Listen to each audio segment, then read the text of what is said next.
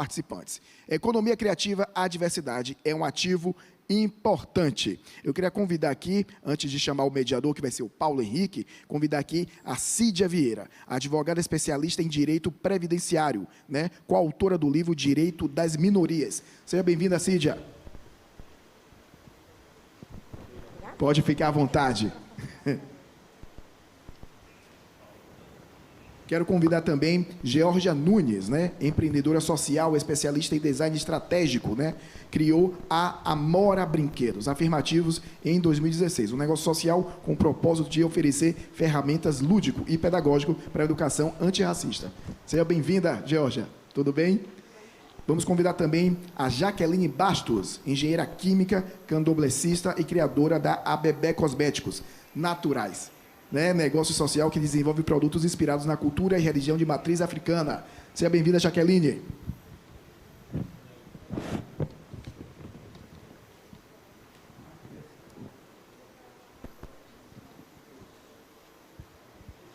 Antes de chamar aqui o nosso mediador, o Paulo Henrique, eu já queria abrir, né, para a gente bater um papo aqui. Nós três, com três mulheres tão engajadas nesse assunto, que é a diversidade. Né? E a gente fala de diversidade já há muitos anos, mas acho que com a pandemia, né, todos esses assuntos afloraram, né, sobre empreendedorismo, diversidade, né, racismo e tudo mais. Então, a diversidade é um ativo importante ou não é? Pode começar. Tá ligado? Tá. Bom dia, agradecer primeiro, né, o convite. Respondendo, Léo, é um ativo extremamente necessário, porque não é nem só falar do ser importante, mas é um ativo necessário. É muito maior do que isso. Pensar em diversidade dentro e para. Pensar dentro das empresas, pensar dentro da nossa cultura, o que é diversidade, como pluralidade, mas como tratar diferença como algo que soma, que produz, que é através da diferença, que na realidade, através da diversidade, né? Porque todos somos distintos e graças a Deus e aos orixás por isso, né? Mas é entender como essa pluralidade, ela pode simplesmente nos fazer melhorar, transformar, mudar e aprender mais. Então, assim, entender a diversidade como um ativo importante é entender como um ativo necessário. Não dá mais para pensar mais nada se não falar diversidade, se não pautar diversidade, se não tiver diversidade. Se continuarmos pensando em homogeneidade, que já não existe, a gente não tem como efetivamente produzir uma sociedade que conduza, né, na realidade, que reproduza o que nós temos em sociedade. Então, assim, ou a gente tem a diversidade como pauta, mas como pauta necessária, não dá para pensar mais nada sem diversidade, ou a gente vai caminhar para o fracasso, para a falência das instituições todas. Você falou tudo, não só diversidade, já vem com sinônimo de respeito e de muitas outras coisas, certo? Mas para dar continuidade aqui a esse painel, né, economia criativa, a diversidade é um ato importante, eu vou chamar agora, sim, oficialmente o mediador, Paulo Henrique, professor, consultor e empresário, sócio da Startei Consultoria em Empreendedorismo e Inovação. Seja bem-vindo. Opa, bom dia. Bom dia a todos e todas. Oi, Léo, como vai? Tudo certo? Vou sentar aqui no seu lugar, pode ser? Pode ficar à vontade, por favor. Muito obrigado. Felicidade de chegar aqui nesse papo que já estava rolando, ver vocês, essas pessoas maravilhosas. Muito tempo, viu? A gente está se revendo aqui agora, assim, ao vivo, quase um ano depois, né? Que a gente não se vê, mas primeiro, bom dia, né? Mais uma vez, bom dia a todos e todas. Uma alegria estar aqui nesse painel hoje, falando de um tema tão importante que é o tema da economia criativa. Dizer que, primeiro, está tudo muito lindo aqui, né? Assim, o Screen já vem se consolidando como um evento importante na área de economia criativa, na área de inovação, né, de empreendedorismo. E falar de economia criativa e diversidade em Salvador tem tudo a ver. E é um prazer enorme, mas falar em um painel como esse, majoritariamente falando de diversidade, com três mulheres pretas e com uma diversidade assim enorme no que fazem em termos de produtos e serviços, é uma vitória, né, ainda maior. Então eu fico muito feliz de estar aqui. E economia criativa é uma discussão relativamente recente, mas é muito importante, principalmente com as características da nossa cidade. Quando a gente vai falar de economia, todo mundo diz, tá, mas lá vem falar de taxa de câmbio, lá vem falar sobre bolsa de valores, e de fato a economia criativa também se preocupa com tudo isso. Mas ela tem um elemento que é muito fundamental, que é a questão da intangibilidade. a gente trabalha o conceito de economia criativa muito entendendo que essa intangibilidade tem uma relação direta com aquilo que a gente tem de necessidade do indivíduo. Então, é buscar entender aquelas necessidades principais que o indivíduo tem e, a partir daí, transformar, né, em produtos e serviços muito inovadores. E eu estava discutindo uma pesquisa que foi feita pela Price Waterhouse e a gente estava vendo o seguinte, o crescimento do setor de economia criativa, ele está pautado a nível mundial em 4,4% ao ano. E se a gente olha para essa perspectiva no Brasil, esse crescimento é de 5,2%. Né? E aí a gente percebe que mesmo com um crescimento tão alto, a gente não vê prioridade em muitos aspectos relacionados à economia criativa. A gente vê um nível de informalidade altíssimo, né? Que se a gente pensa numa cidade como Salvador, a gente também tem um nível de informalidade enorme. E ainda assim existe uma perspectiva muito forte de desenvolvimento, né? da questão da economia criativa. A economia criativa gera 1 milhão de empregos. Né? E se a gente for comparar com outras indústrias, isso é muito relevante. Eu discuti a semana passada com um amigo, depois que a gente estava analisando essa pesquisa da Price, que é o seguinte, a gente não vê tantas pessoas questionando, por exemplo, os incentivos de uma outra indústria, como a indústria automobilística, né, que recebe incentivos de até 7,2 bilhões de reais. Mas a gente vê todo ano as pessoas questionando sobre os incentivos na área de economia criativa, que recebe muito menos do que isso, é 1,5 bilhão. Né? Mas se a gente for fazer o comparativo, a indústria automobilística mobiliza 200 mil empregos. A economia criativa mobiliza 5 vezes mais. Né? Então, por que a gente ainda não tem esse mesmo incentivo? Há quem diga que é um conceito novo, porque é um conceito ainda que não tem uma característica muito consolidada. A gente entende que é um conceito novo de fato. Se a gente for olhar como a economia criativa surge, talvez final da década de 1990, ali entre 1996, com o surgimento de novas economias, né? E a economia criativa surge junto com outras, né? Como a economia do compartilhamento, a economia circular, onde trabalha uma perspectiva do paradigma da abundância e não da escassez. E aí é mindset. A gente precisa efetivamente transformar a educação como a gente percebe o olhar, né? Dentro dessa economia criativa. Então, esse paradigma da abundância é entender, tem para todo mundo. A gente só precisa fazer com que as pessoas tenham um raciocínio de gerar acesso, não de estocar. Né? Porque quando a gente estoca, a gente tira de circulação, aumenta o custo de transação e realmente não vai ter para todo mundo. Né? Então, a gente precisa preparar Salvador nesse mindset de um paradigma da abundância. Tem várias assim, abordagens sobre métricas de economia criativa. Tem uma que eu gosto muito, que é de Richard de Florida. Ele diz que a gente precisa observar 3 aspectos importantes, que ele chama de 3 T's dentro da economia criativa. O primeiro deles é talento, o segundo, tolerância, e o terceiro, tecnologia. E aí eu fico desenvolvendo alguns estudos na área de economia criativa e olho muito isso para Salvador. Talento a gente tem, e muito. Só que tudo que a gente tem de talento, seja do ponto de vista das pessoas ou até dos equipamentos, dos ativos culturais, ambientais, a gente tem que sempre necessitar de um investimento por trás. Então, se a gente tem um patrimônio lindo, como a gente está hoje aqui no Espaço Cultural Barroquinha, a gente precisa entender a educação para o patrimônio. Então, não é só ter o talento e dizer, ok, temos vocação, que lindo, mas como é que a gente trabalha esse talento para gerar longevidade dessas ações? Né? A segunda característica do T de tolerância é dizer, existe a necessidade da geração de produtos e serviços, entendendo a tolerância que tem que ter realmente para todo mundo. E quando a gente olha para esse cenário da economia criativa, e aí até olhando para cenários similares, como a área de economia de impacto, etc., a gente vê que os produtos e serviços são desenvolvidos para homem branco, hétero, classe média, jovem.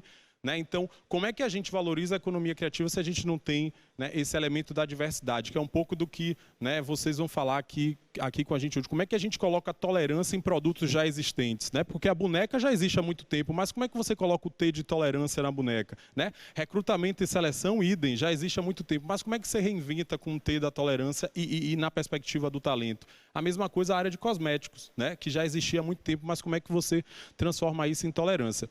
E tem um outro T também, que é o T da tecnologia, que esse eu acho, inclusive, que Salvador tem crescido muito nos últimos tempos, é claro. A gente tem uma cidade muito complexa, são 170 bairros. Né? E o que é que ele entende de tecnologia? Não é tecnologia da informação. Né? É tecnologia no sentido de instrumentos e equipamentos que vão dar suporte a essa realização e essa manutenção da economia criativa. Por muito tempo a gente teve uma concentração de equipamentos culturais, por exemplo, na nossa cidade. Então você imagina uma pessoa que está em uma ponta da cidade, para que ela possa exercitar ou consumir a economia criativa, ela tem que se deslocar né, numa distância enorme, o que envolve custo, o que envolve tempo, e muitas vezes os próprios equipamentos da cidade não estão preparados para isso. Porque, por exemplo, no final de semana, às vezes se reduz a frota de ônibus. Então, como é que você garante que aquela pessoa que depende do ônibus acesse aquilo ali, né? E por que em outras áreas a gente precisa de equipamentos tão bem consolidados, investidos, com alto índice de inovação para que as coisas aconteçam? Na área de economia criativa, a gente faz no improviso, naquela praça, a gente faz no improviso ali no shopping, uma área cedida.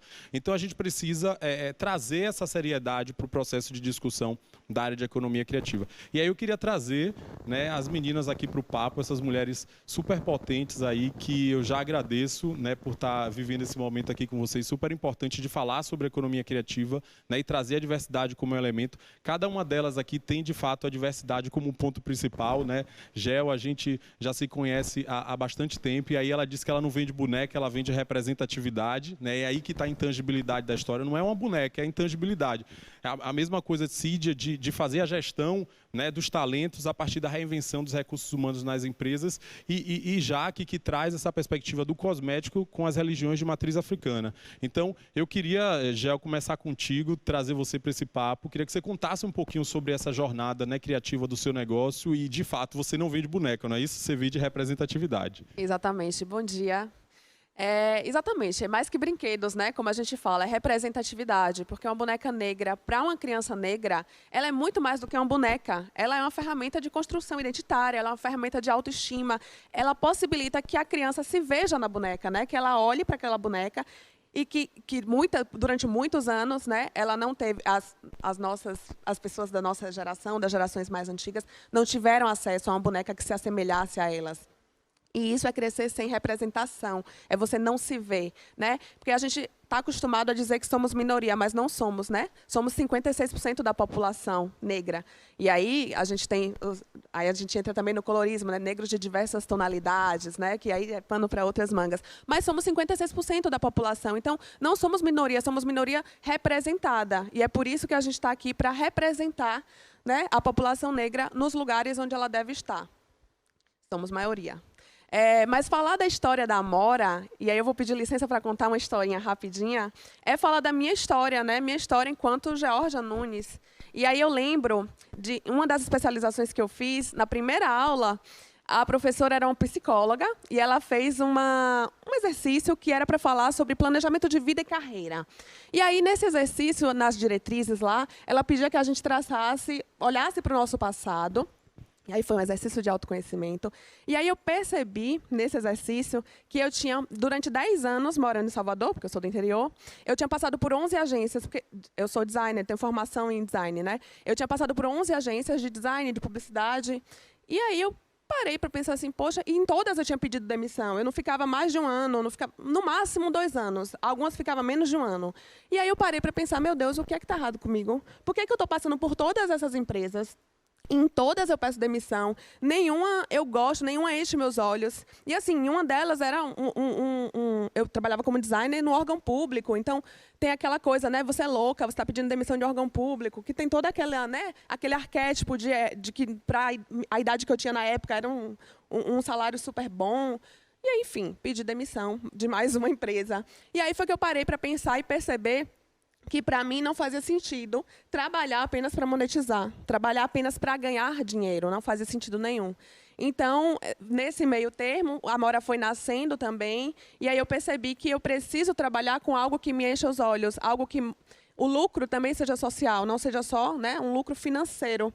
E aí surgiu a Amora, que é um negócio social que tem esse propósito, né, de levar a representatividade negra através de brinquedos e de construir uma educação antirracista.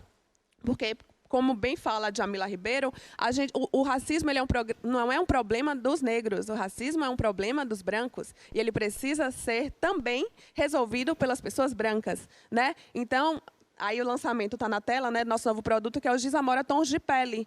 Que a gente fala exatamente, vamos colorir o mundo com diversidade e respeito. Então, a gente precisa que todo mundo, que esse giz chegue em todas as escolas, para que as crianças tenham acesso, né, crianças em idade escolar, na pré-infância, que é do 0 aos 6 anos, elas precisam ter acesso, porque assim que eu lancei esses dias, foi muito interessante, e foi lançado esse mês, né?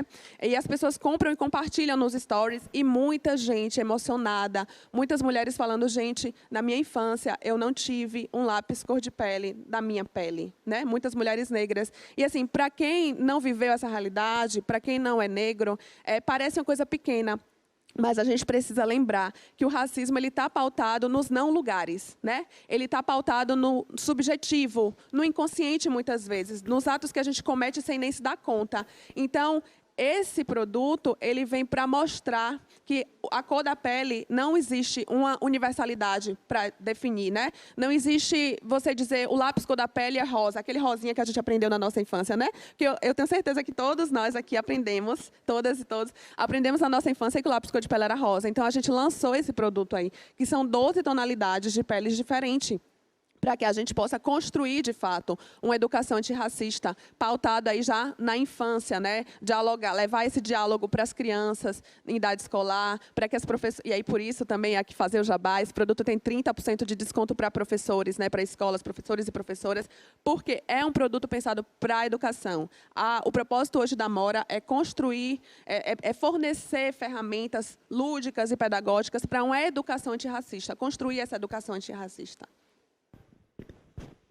Muito bom, Gia, fantástico. Essa sua experiência mostra que tem uma conexão muito grande, né, entre o que você faz, o que você decidiu fazer, porque é uma decisão, né, com todos os entraves da idade, da pressão externa, de você decidir, não, é isso que me toca, é isso que eu vou fazer. Normalmente, os empreendedores criativos têm uma história dessa por trás, né, e é impressionante como, eu anotei aqui o que você falou, mas eu vou sair de um determinado emprego para abandonar, ou não necessariamente me garantir com aquele salário, etc. De fato, a gente não pode romantizar o empreendedorismo também. Eu acho importante a gente dizer que nem todo mundo pode tomar essa decisão, né? Mas a gente precisa garantir suporte para que essas pessoas possam tomar essa decisão, porque a economia criativa, como eu disse no início, ela mobiliza um recurso enorme. Tem muita gente que fala sobre o triplo impacto, né, da economia criativa. Eu estava conversando com o pessoal da produção lá da Flip, que é o Festival Literário de Paraty. Eles investem uma média de 4 milhões, né, e o retorno é de 47 milhões.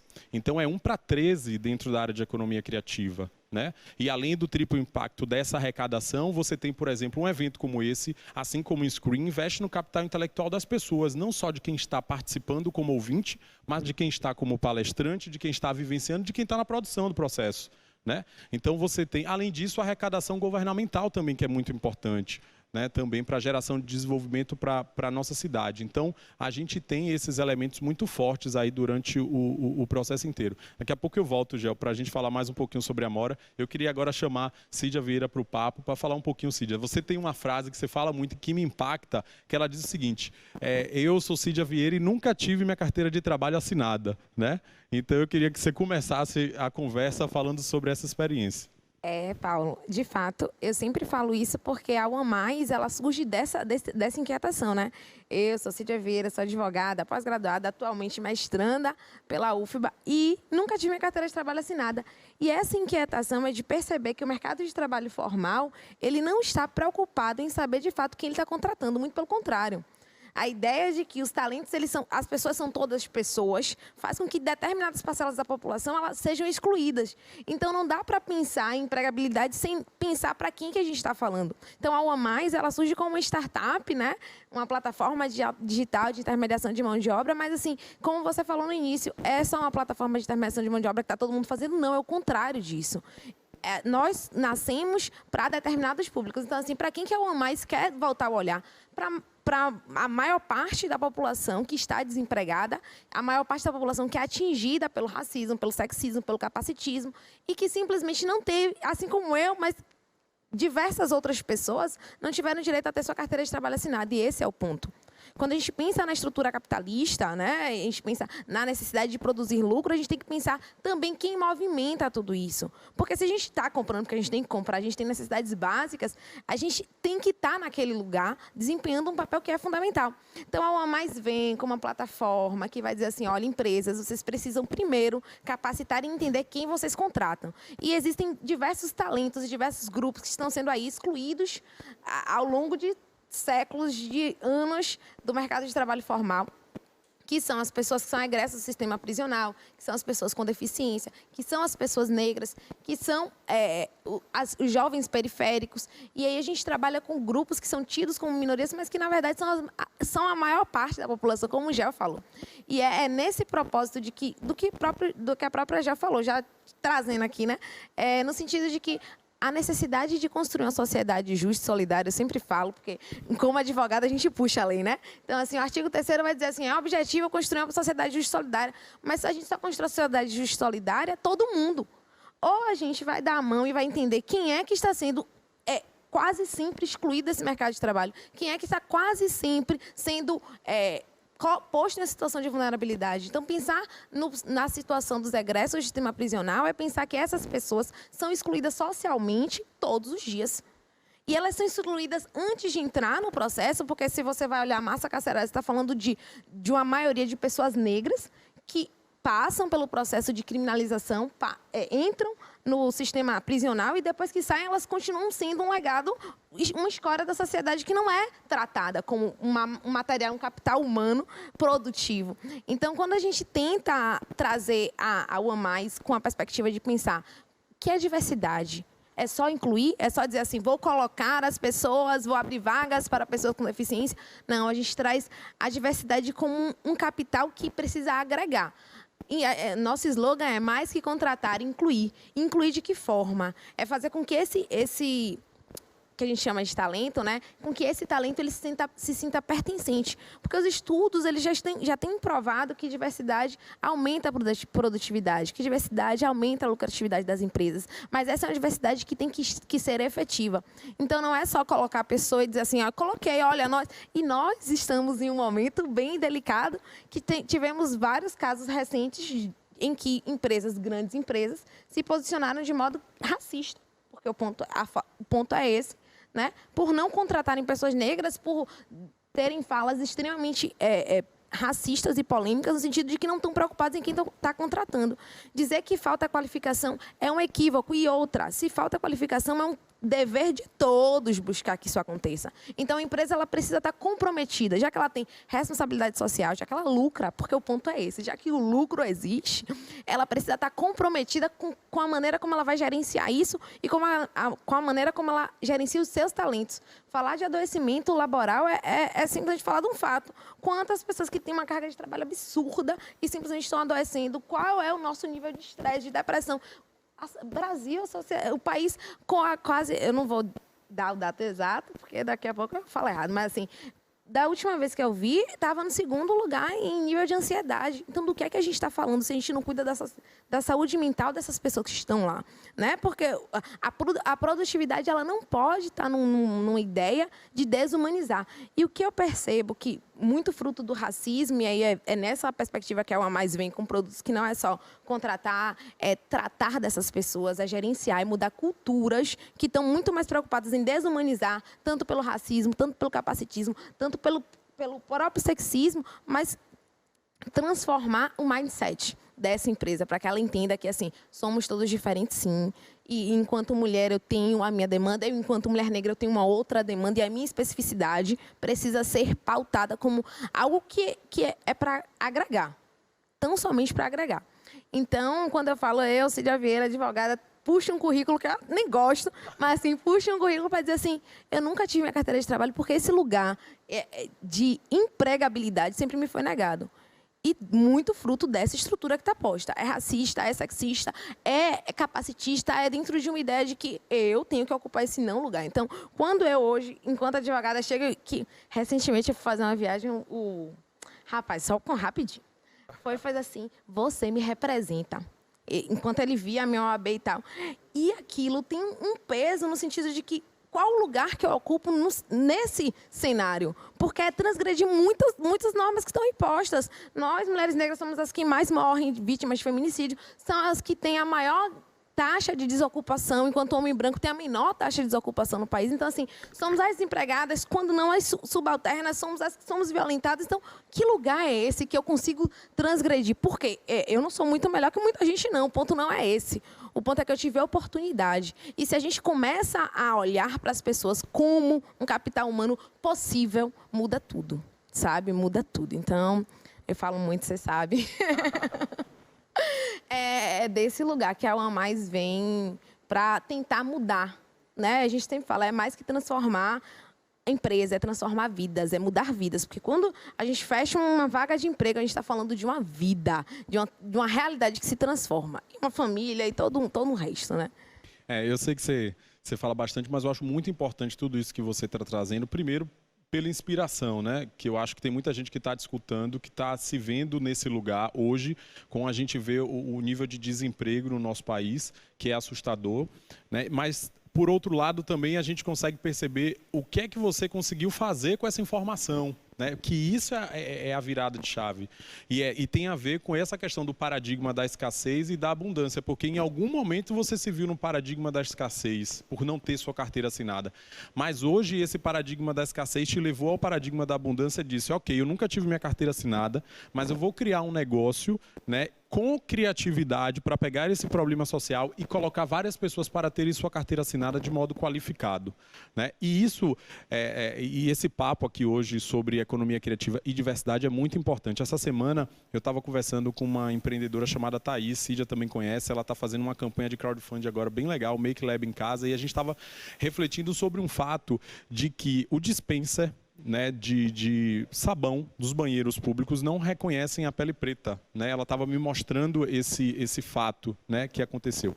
Isso tem uma relação direta com o fato de não ter diversidade nas empresas, porque eu fico pensando, quem é que estava pensando sobre esse dispensa, pelo amor de Deus, né? E muitas vezes até tem, mas qual é a voz, né? Ou onde essas pessoas estavam para que pudessem, de fato, dar o protagonismo, né? A questão do GIS, né? Entender ali todas as pessoas que vão utilizar, de fato, o dispensa. Então, não ter diversidade é muito sério, porque o produto já foi lançado, já foi constituído, já está na rua, já está sendo consumido, e aí, só depois disso que vai entender, né, que aquele elemento de diversidade prejudicou aqui. Claro que existem várias coisas por trás, né, dessa questão estrutural que a gente discute do racismo, mas esse é um exemplo importante que a gente tem que ver que existem vários outros desses pequenos exemplos no dia a dia. A gente está falando de um dispenser de sabão que talvez agora na pandemia tenha um impacto gigantesco, né? Você não tem sabão e água para lavar a mão, porque a pandemia fez a gente voltar para o básico, né? Vamos lavar a mão, vamos higienizar.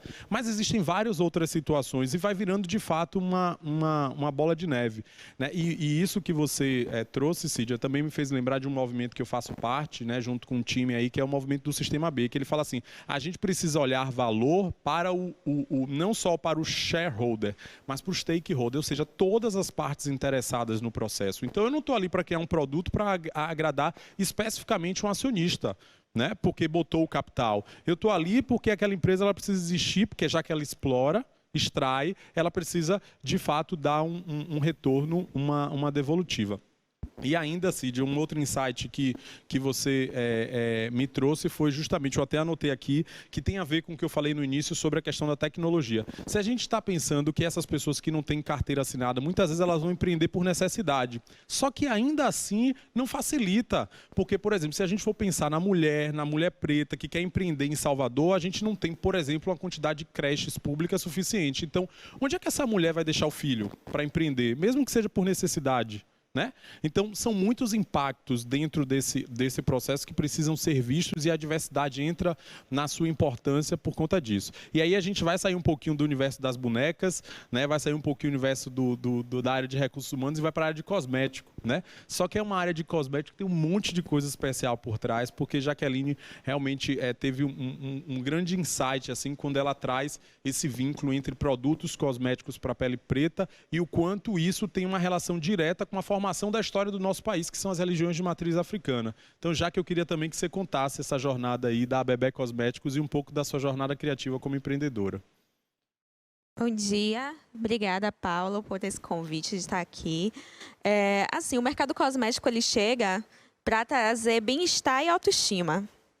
né? Mas como trazer bem-estar e autoestima se eu não me vejo lá, né? Como eu chego, né, até Gel, se eu não estou lá, se eu não tem ninguém que me represente, como eu visualizo que isso é para mim, né? A Bebé, quando eu comecei a pensar nela, ela já tinha esse formato de vamos trazer cosméticos que sejam representativos, mas até que ponto isso, né?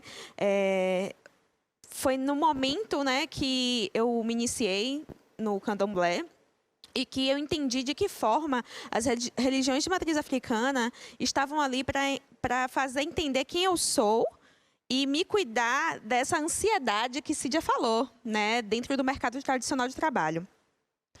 E esse ponto foi muito intenso para mim, porque foi nesse momento que eu entendi o que era intolerância religiosa aqui dentro da cidade de Salvador, né?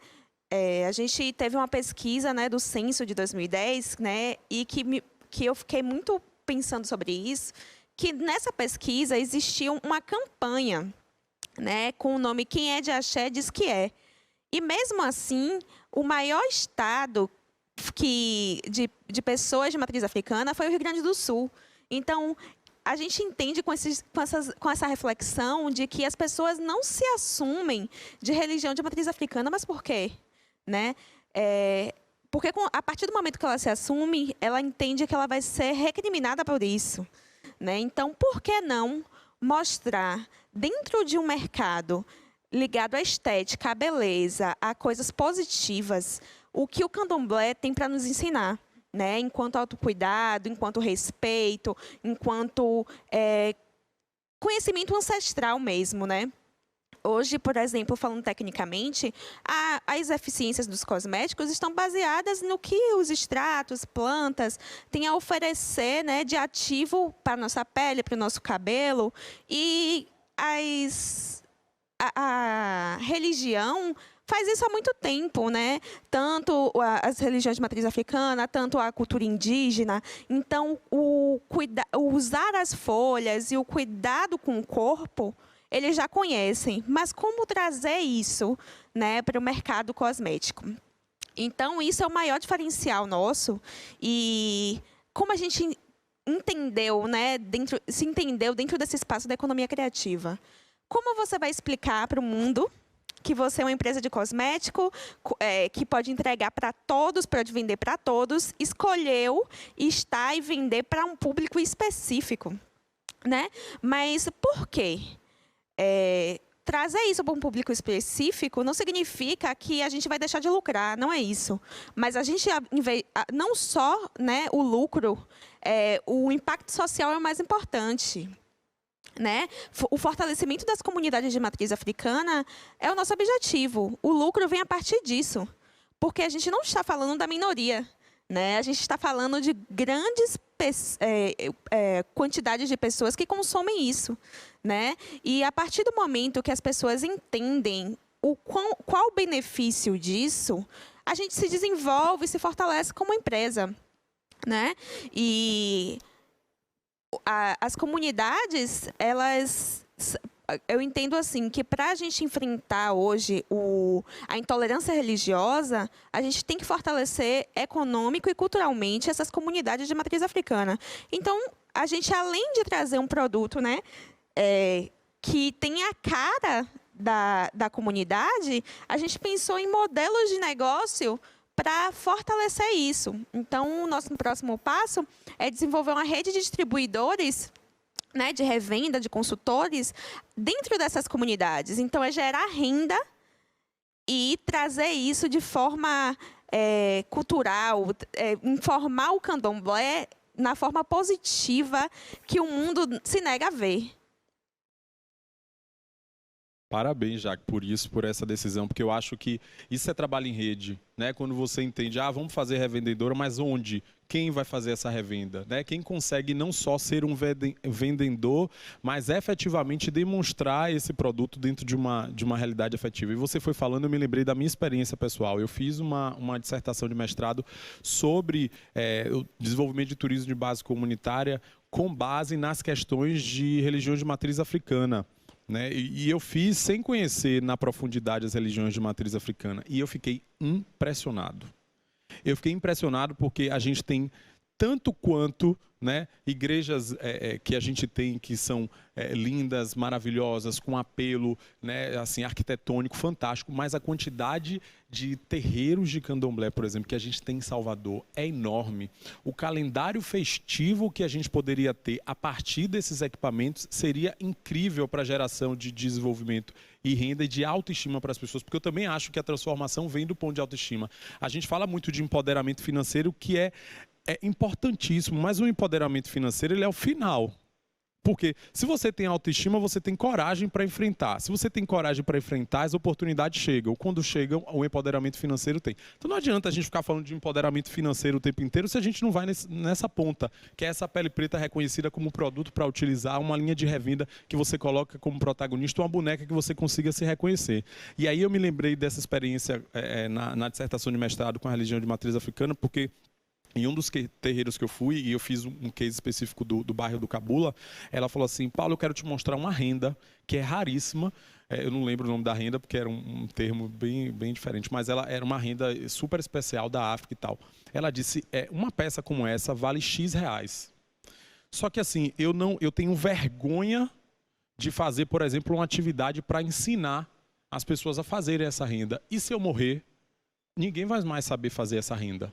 Aquilo me tocou no nível de dizer assim, poxa, existe um talento aqui muito forte, mas não tem espaço, não tem autoestima, não tem quem incentive, né, essas pessoas a acontecerem. E todos esses produtos que estão sendo falados e essas iniciativas de economia criativa que a gente está falando aqui, elas partem de uma inteligência coletiva, que é isso também que eu acredito, né? Quando você pega ali toda a ancestralidade para criar um produto cosmético, tem inteligência coletiva naquele produto. Não é simplesmente entender do ponto de vista químico que aquele produto vai gerar um bem porque é mais cheiroso, ou porque é bom de produção, ou porque tem uma linha de produção para fazer. É porque eu entendo que quando eu passo esse produto na minha pele, eu estou passando a história de muita gente que me fez chegar até aqui, né? E isso é a grande sacada da economia criativa, é a gente olhar para esse problema social, identificá-lo que ele existe, não romantizar o processo e dizer como é que eu posso gerar essa transformação. E foi justamente isso que eu anotei aqui quando você estava falando da inteligência coletiva, o quanto é importante também a gente olhar para a necessidade de formalização do processo.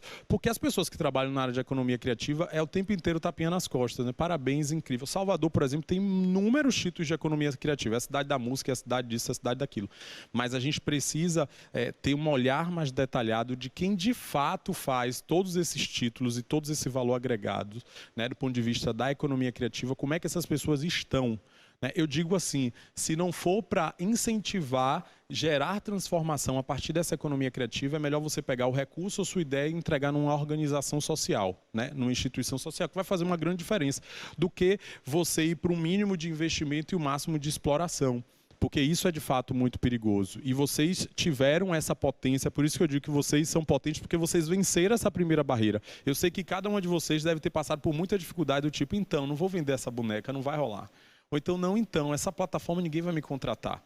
Né? Ou então esse cosmético, poxa, mas por quê? Porque eu não tenho capital. Não porque eu não acreditar na proposta, tá? Mas é porque eu não tenho capital, meu canal de distribuição é muito difícil, o meu faturamento no primeiro momento não vai ser tão alto, porque a economia criativa também tem que fazer com que não só eu desenvolva produtos, mas eu preciso formar, né, as pessoas para poder quererem consumir também, porque as pessoas elas estão pautadas num mindset que não é aquele. Por mais que você fale, meu Deus, mas por que você está pensando isso? A gente precisa entender que aquela pessoa, ela precisa da gente, né, para que a nossa transformação aconteça.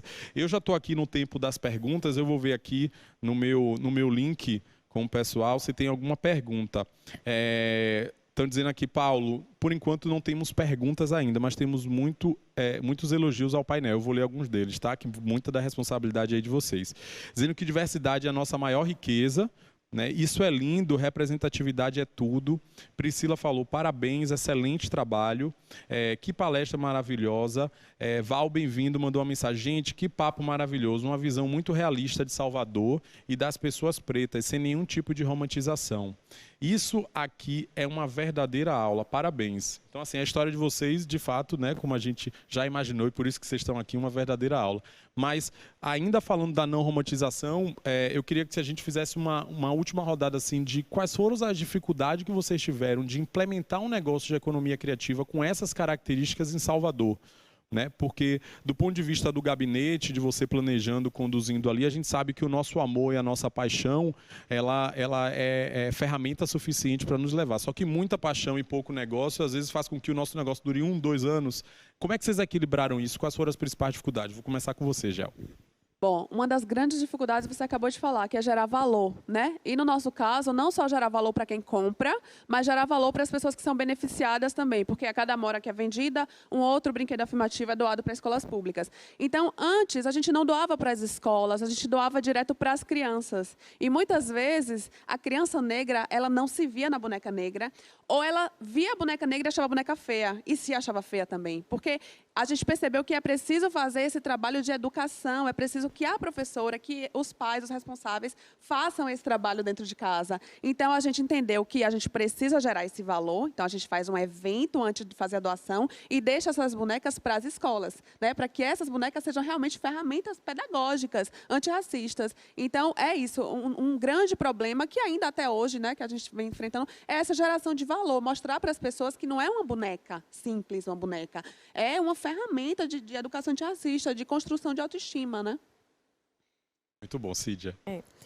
Eu já tenho um problema muito vinculado ao recorte, né? Uma das principais barreiras é que as pessoas não entendem, mas por que eu vou contratar um egresso se tem tanto desempregado? Mas por que eu vou contratar uma pessoa com deficiência? Eu vou ter que transformar a minha empresa, porque as pessoas ainda têm essa questão cultural do inconsciente de que, assim, pessoa com deficiência é necessariamente uma pessoa com deficiência física, uma pessoa com deficiência, com dificuldade de mobilidade. Então, entender que não, você precisa, porque você lucra e ele também.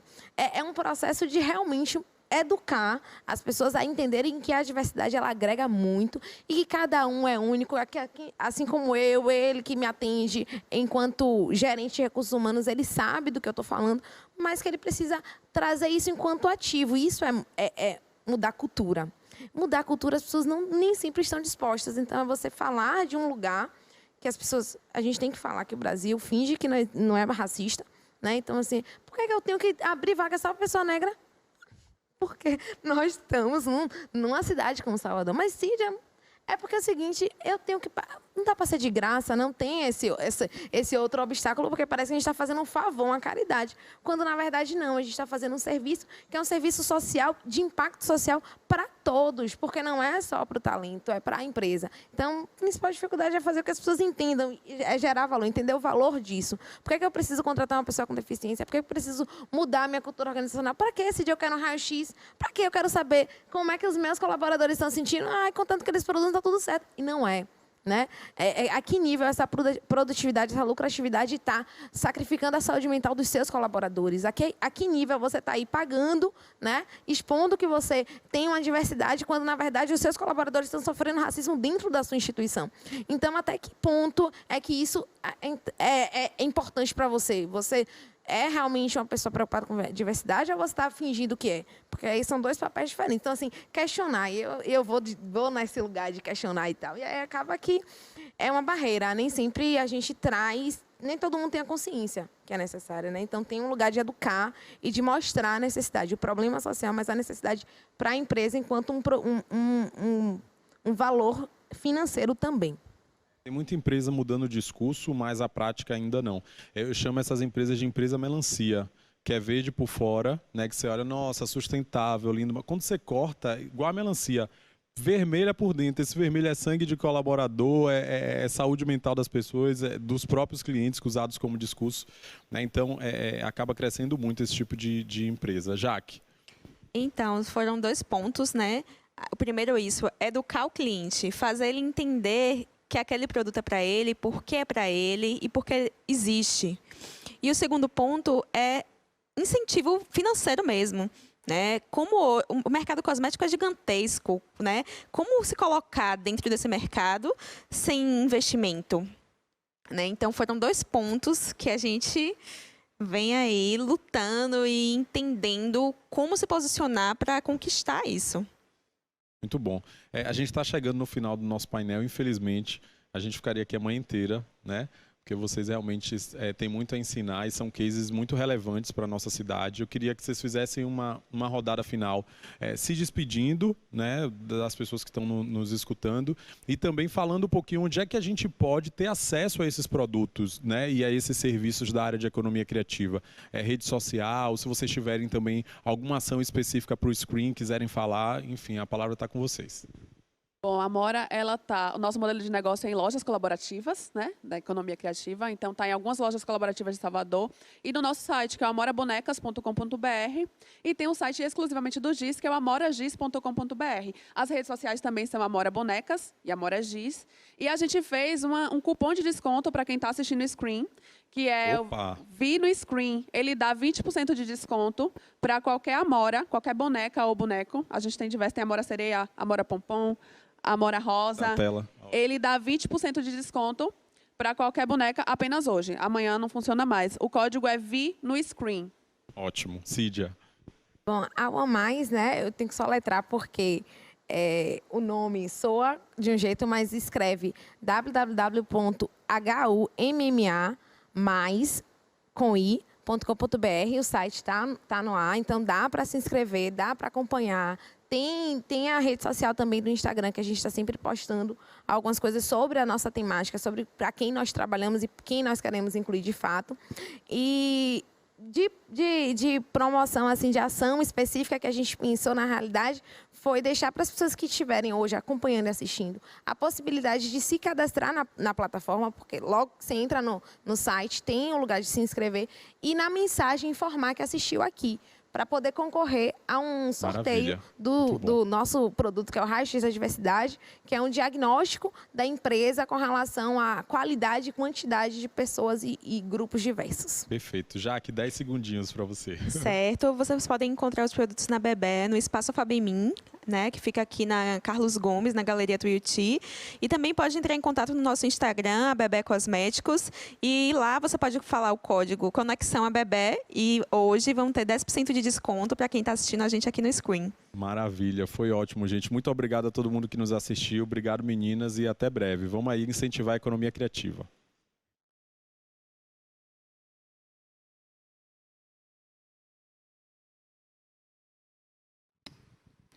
É isso aí, muito obrigado aqui, porque esse Screen Festival, minha gente, está simplesmente um acontecimento. Quero agradecer aqui a participação do Paulo, Henrique, muito obrigado, Cídia, muito obrigado também, a Georgia Nunes e Jaqueline. Obrigado, viu? Podem ficar à vontade, porque daqui a pouco já vamos começar com mais um painel, certo? Mas antes, para vocês que estão...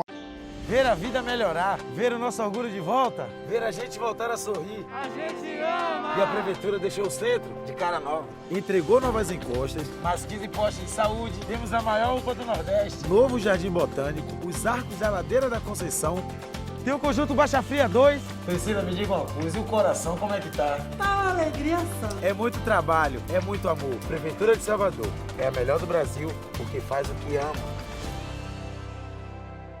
Fomentar o mercado criativo, unindo todos os segmentos do setor, a ABMP surgiu em 1997 e segue se reinventando, gerando conteúdo com lives, colunas, entrevistas no nosso site e grandes eventos, unindo os mais diversos profissionais em grupos de trabalho para discutir ideias sobre a cadeia produtiva baiana. Saiba mais em www.abmp.com.br.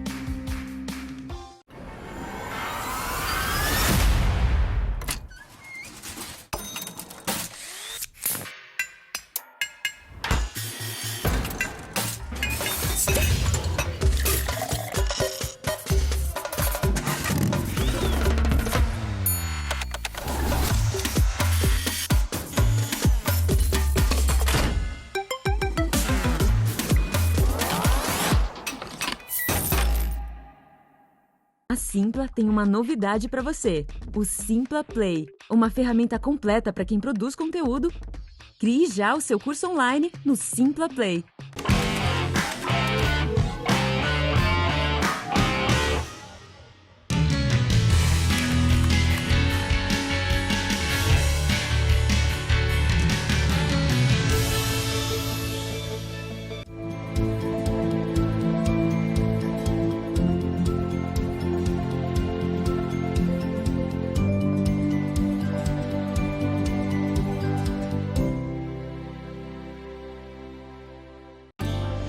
centenas de obras e a pergunta é uma só. Qual foi que a senhora mais amou? Minha casa está linda, meu filho.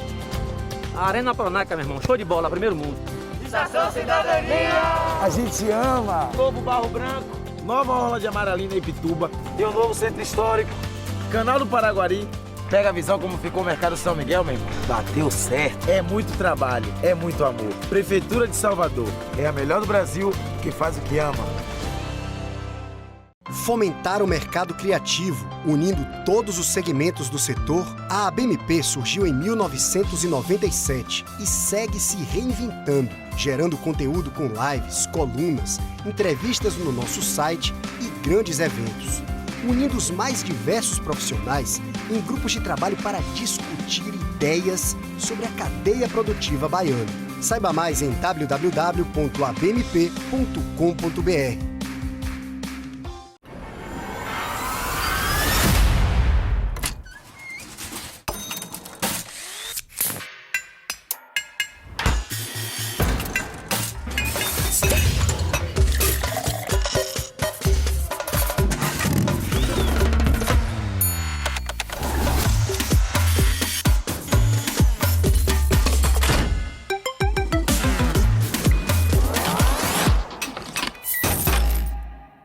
Há mais de meio século, a Cara da Bahia chega até você em várias mídias. Na TV, reportagens especiais, dia a dia e programas do seu jeito e com a cara da gente. Através da mídia OOH, o Grupo Aratu alcança milhões de pessoas na Bahia e no Distrito Federal. Em projetos especiais, mostramos pioneirismo, tradição e alinhamento com as novas tecnologias e cross-mídia digital. Conte com quem tem a experiência de mais de meio século em comunicação. Conte com o Grupo Aratu.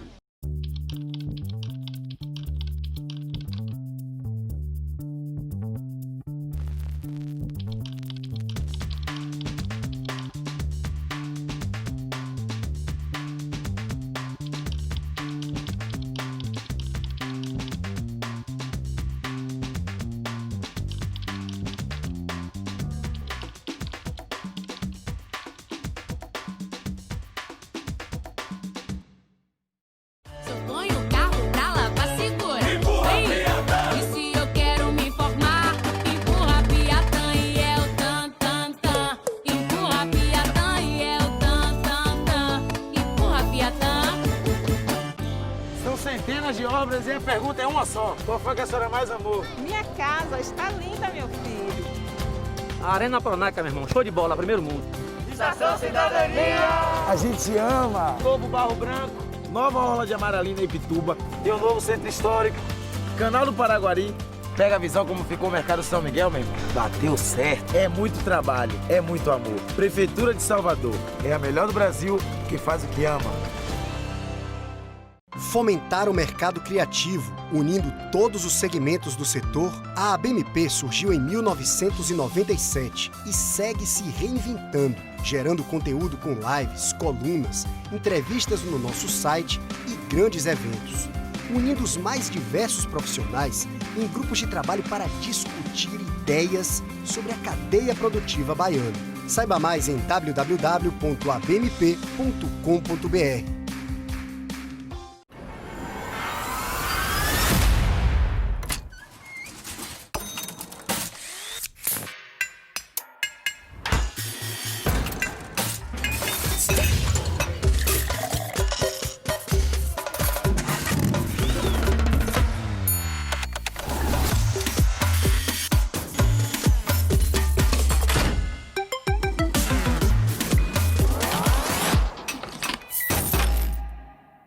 Saiu no A Tarde é Verdade, sem asteriscos nem meias palavras. A Tarde é o jornal de maior circulação do Nordeste, segundo dados do IVC, base outubro de 2020. Credibilidade, imparcialidade e protagonismo. Grupo A Tarde de Comunicação.